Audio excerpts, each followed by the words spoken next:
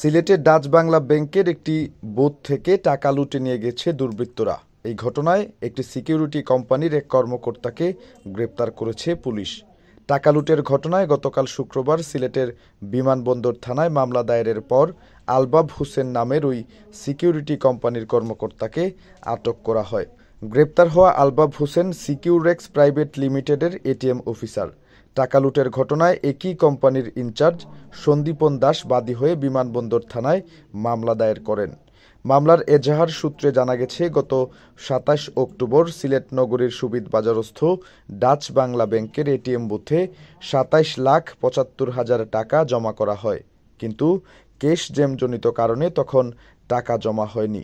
এরপর ৩০ অক্টোবর বুথে গিয়ে কর্মকর্তারা ২৬,৩২,০০০ টাকার গড়মিল পান। বুথে মাত্র ১,৪৪,০০০ টাকা পাওয়া যায়।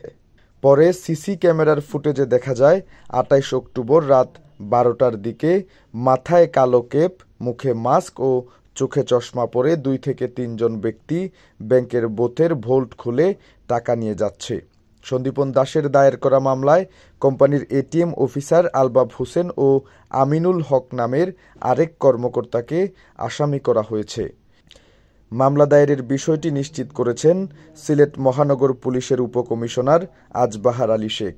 তিনি জানান, এটিএম বুথ থেকে টাকা লুটের ঘটনায় একজনকে গ্রেপ্তার করা হয়েছে, তাকে জিজ্ঞাসাবাদ করা হচ্ছে।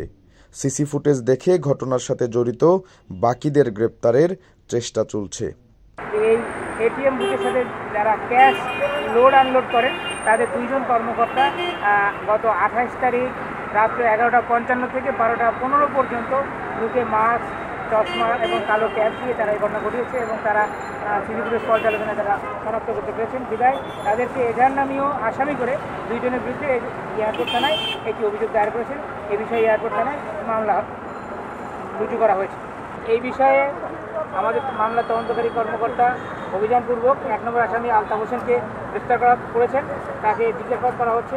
তাকে জিজ্ঞাসাবাদপূর্বক বিস্তারিত তদন্ত হবে আর আমরা জানাতে পারবো যে আসলে কেন কীভাবে এই ঘটনা ঘটানো হয়েছে।